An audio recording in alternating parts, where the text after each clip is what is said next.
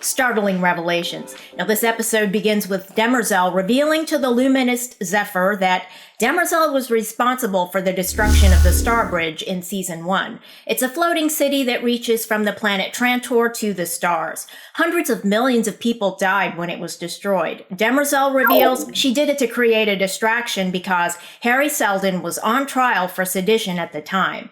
If he had been executed, the Empire's fall would have been hastened. She wanted him alive so that the Foundation would be established and the Empire could continue for a while longer.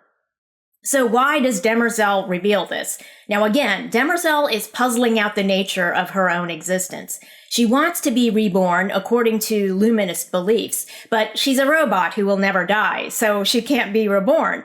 Now she's foreseen the end of the Cleons, so what will happen to her when her programming becomes obsolete?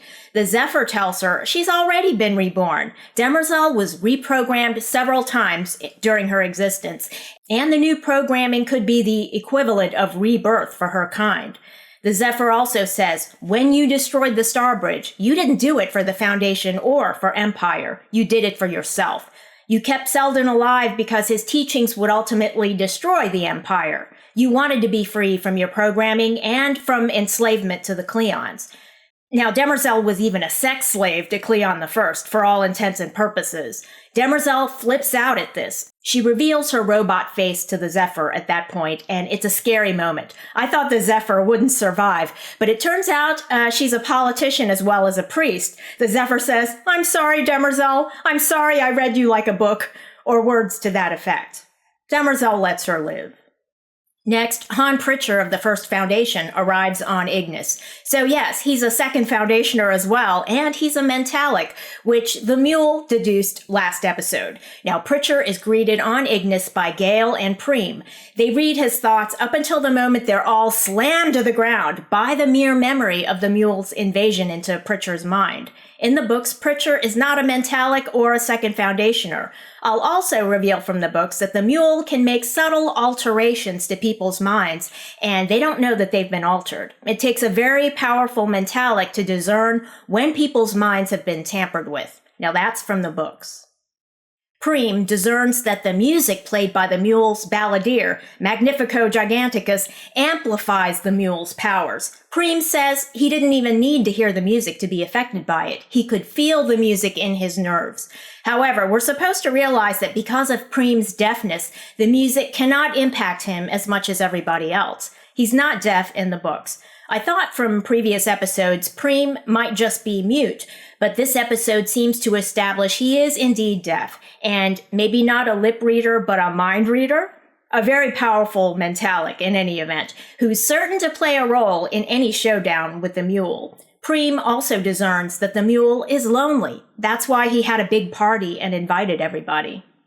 Pritcher reveals that the mule might not have met another mentalic before because the mule was surprised Pritcher could resist the invasive probing of his mind. But the mule did learn something. He learned Gale's name by invading Pritcher's mind. Now, this episode, it's revealed Pritcher and Gale have a relationship. Pritch wants to get married, but Gale says no because their relationship already exposed her existence to the mule. I'll say right now, in the books, the mule has met mentalics before, and as I've mentioned in previous recaps, Han Pritcher doesn't suffer an enviable fate in the books. Based on what we've witnessed in this episode, we're still on track for a devastating conclusion to Pritcher's storyline on the TV show. Next storyline. Foundation and Empire are both preparing for an appearance of Harry Seldon from the vault. He appears before each Seldon crisis to provide guidance. Now, these are crises predicted by psychohistory. We found out in episode 2 that psychohistory predicted 8 crises in all. Now, this season is the 3rd crisis, a civil war within the First Foundation as the traitors seek to break away. Now, the mule's appearance in human history merely coincides with that because he wasn't predicted by psychohistory at all. First Foundationer Dr. Ebling Miss is summoned to meet with Mayor Indbur of the First Foundation. The mayors for several generations have been Indburs. They're more like emperors now than they'd like to admit. Ebling Miss is a self-taught psychohistorian without mentalic powers on the TV show or the books. Now, he went to the vault in episode 1 and met with Harry Seldon. Ebling Miss is a major character from the books. He and the mayor prepare for Harry Seldon's appearance from the vault. They contact their ambassador to the Empire, Ambassador Quint. She and Brother Dusk have been getting quite cozy. Now, in this episode, they begin to establish the alliance. Quint finds out that the Empire even has the Prime Radiant. Dusk tells her that Seldon gave the Prime Radiant to Cleon 17 in the vault. Now, this was last season. But more precisely, Seldon gave the Prime Radiant to Demerzel, not to Cleon the 17th. Dusk, like all of the previous Dusks, values the role played by the Cleons as the official rulers of the Empire. Demerzel is the Shadow Empress, so to speak. Just 4 episodes into Season 3, I'm noticing a pattern with the Empire storyline.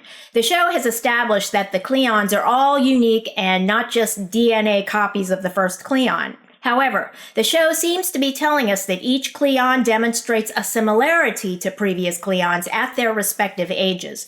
Brother Don, for instance, in this episode leaves Trantor with Gale on a whisper ship. Now, presumably they're headed to New Terminus for Harry Seldon's appearance at the vault. Now, this is similar to Brother Don trying to escape the palace in seasons 1 and 2. As Gale observed last episode, the Dons always have been impetuous and seek to escape their role. And the Brother Days all have been similar in their motivations. This episode, Day wants to be reunited with his consort who was sent home to the Mycogen sector. So he consults with Cleon I, whose memories were preserved and turned into an AI. Now, this season's Brother Day, Cleon 24, knows that Cleon I went to the Mycogen sector in year 26 of his reign and asks why he went there. The AI of Cleon I says he wanted to retrieve an artifact considered to be a holy relic by the outlawed cult in Mycogen that worships robots. For those of us who've watched Season 2, we know that the artifact consists of the box of tools Demerzel uses to maintain herself. They were gifted to her by Cleon I when he released her from prison, reprogrammed her, and she was forced to become his secret bride. For a recap of Demerzel's backstory with the Cleons, watch my recap of Seasons 1 and 2. The AI of Cleon I reveals that the cult was unwilling to give up the artifact, so Day ended up killing 20,000 of them. Not enough, he says. He expects that Day 24 will finish the job. Now, in my view, Day 24 seems a lot like Cleon I at his age. He's planning to go into the Mycogen sector. Why? For love.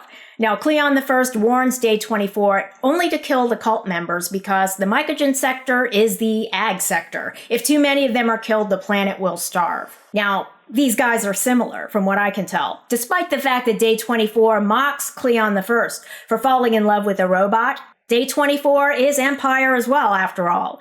And we see hints this episode that the peace-loving, drug-sniffing, boho Brother Day 24 can be just as brutal as every other Brother Day. Brother Day recruits one of the Clavigers. They're the armed guard. The Claviger's daughter has a terminal illness which can be cured by the nanobots in Day's bloodstream. The Claviger says, "We never go into Mycogen except in full force."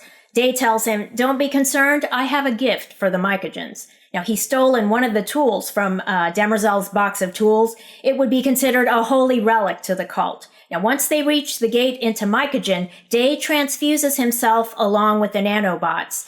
But it turns out he saw the Claviger signal to someone before they reach the gate. Day tells him, "Your loyalty is not to the Empire," and shoots him dead. He transfuses his nanobots into the dead Claviger and throws his body into the lake. Demerzel can track Day by the nanobots, so he does this to misdirect Demerzel as to his location. Day says, "No one can escape Empire, not even Empire, but I want to see how far I can go." Then he speeds past the gate into Mycogen. Now, this sets up a momentous episode for Brother Day next week. Will he kill 20,000 cult members and finish the job that Cleon I couldn't? It might depend on how the cult members react, how they treat him. This week, the luminist Zephyr could have lost her life, but she apologized to Demerzel and saved her own life. Maybe now the cult members are more sensible than they were during the time of Cleon I.